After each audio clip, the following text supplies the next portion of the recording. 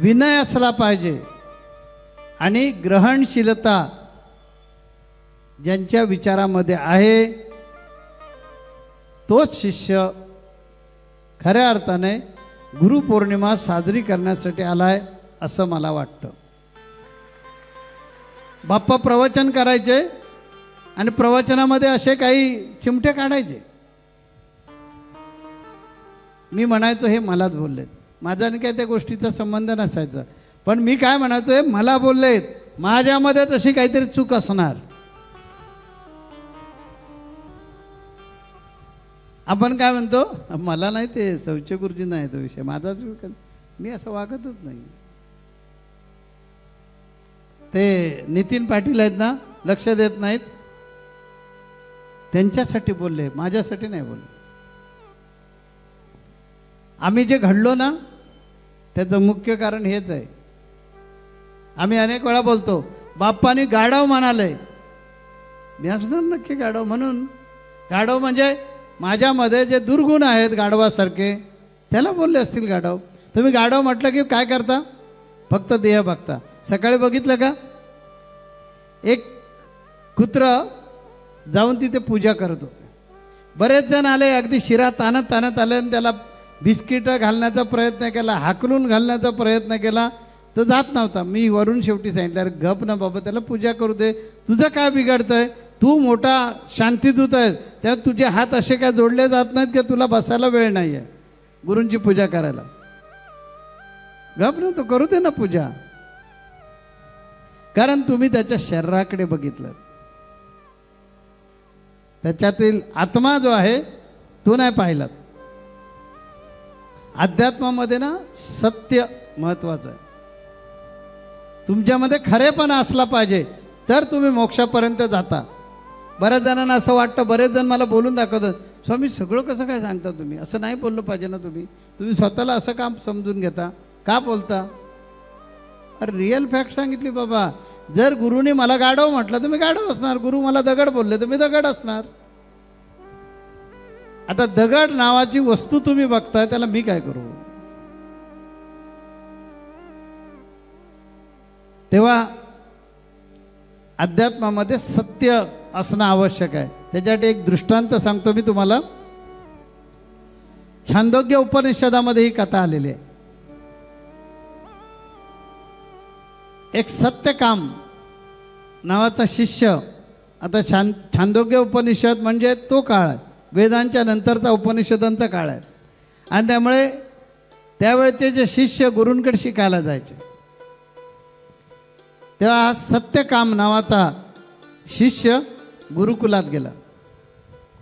त्याला ज्ञान मिळवायचं होतं म्हणून तो गुरु गौतम ऋषींकडे गेला आणि गौतमानं त्याने सांगितलं की मला आताच्या भाषेत ॲडमिशन द्या, आताच्या भाषेत. त्या गौतम ऋषींनी त्याला विचारलं की तुझं गोत्र काय. तर परत आईकडे आला आणि आईला विचारलं की आई माझं गोत्र काय. तर ती म्हणाली, बाळा मी तरुणपणी अनेक ठिकाणी सेवा केली, त्यामुळे तुझे गोत्र काय हे माहीत नाही, तू एवढंच सांग गुरुंना जाऊन, मी जबालाचा पुत्र आहे. सत्यकाम परत गुरूंजवळ गेला, गौतम ऋषींकडे गेला आणि त्याने सांगितलं की माझं गोत्र मला माहिती नाही आहे, मी जबालेचा पुत्र आहे. तो सत्य बोलल्यामुळे गुरु गौतम ऋषी जे आहे त्यांनी सांगितलं तू ब्रह्मविद्येस पात्र आहेस. या दृष्टांतातून आपण काय शिकायचं आहे की अध्यात्मामध्ये सत्याला फार महत्त्व आहे. इकडची तिकडे, तिकडची इकडे, आणि आपण किती विद्वान आणि किती हुशार यामध्येच गटांगळ्या खातोय. म्हणून वारी वारी हो गुरूंची सारखी जी करावी लागते त्याचं कारण तेच. कारण आपण असं दाखवतो की माझ्यासारखा कोणी हुशार नाही. अरे बोलण्यात ऐकणार नाही मी, अध्यात्मात चालत नाही ते. अध्यात्मामध्ये चालत नाही. अध्यात्मामध्ये सत्य, म्हणून आपल्या देशाचं बघा ब्रीद वाक्य आहे, सत्यमेव जयते. सत्य जे आहे हेच अध्यात्माला उच्च पातळीवर घेऊन जात असते. म्हणून सर्व भक्तांनी लक्षात ठेवायचे की गुरूंपासून काहीही लपवू नका. जगापासून चुका लपवता येतील, पण आपल्या अंतःकरणापासून आणि गुरुतत्वापासून कुठलीच गोष्ट लपवता येणार नाही. कारण गुरु कुठे आहेत? आपल्या अंतःकरणातच आहेत. देव आहे हृदयात, त्या तिथून काही लपवता येत नाही. आपल्याला वाटतं की आपण खोटं बोललो की स्वामींना कळलेलंच नाही आहे. आम्ही पण म्हणतो ठीक आहे, मनोरंजन करतो, ठीक आहे, स्वतःच्या मनाचं मनोरंजन करतोय ते ठीक आहे. तेव्हा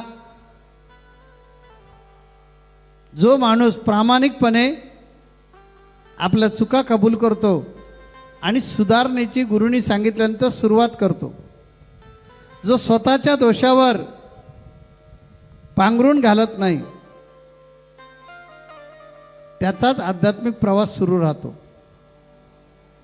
आणि जो स्वतःच्या चुकांवर पांघरून घालतो त्याचा आध्यात्मिक जगतात असल्याचा त्याला आभास होतो, पण तो खरा प्रवास नसतो. मी काय म्हटलं कळलं का? की जो भक्त आपल्या चुका ज्या आहेत त्यांचं समर्थन करतो, वेगवेगळ्या प्रकारे पटवून देण्याचा प्रयत्न करतो. मी आलोच असतो गुरुपौर्णिमेला, पण काय झालं, मला ते अमुक झालं म्हणून मी तमुक केलं, हे नगडं समर्थन करतो. अशा व्यक्ती, म्हणजे एक उदाहरण दिलं, अशा व्यक्ती अध्यात्माचा प्रवास थांबवलेला असतो त्यांचा. आणि तो फक्त मी अध्यात्मात आहे, माझ्या गळ्यात माळ आहे, मी शिष्य आहे. अहो हे बघा माझ्या खिशात सद्गुरू कवच, ते मकरंद अनंतपुरेंचा एक पिक्चर आहे माहिती आहे ना साहेब, मी तुमचाच आहे ना काहीतरी, त्या पिक्चरचं नाव गल्लीत गोंद. हां, आता कळलं सगळ्यांना. त्यामध्ये मकरंद अनासपुरेंच्या खिशामध्ये बरेच जणांचे फोटो असतात. जो राजकीय पक्षाचा माणूस येईल त्याला दाख, साहेब हे बघा हे माझं आहे, तुम्ही हृदयात आहात.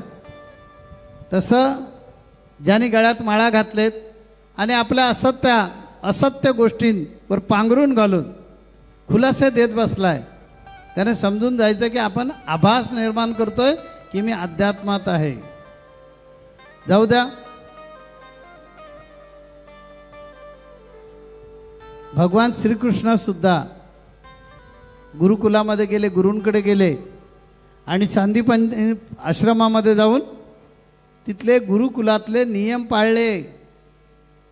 ते स्वतः भगवंत होते तरी सुद्धा सरपण गोळा करायला जायचे.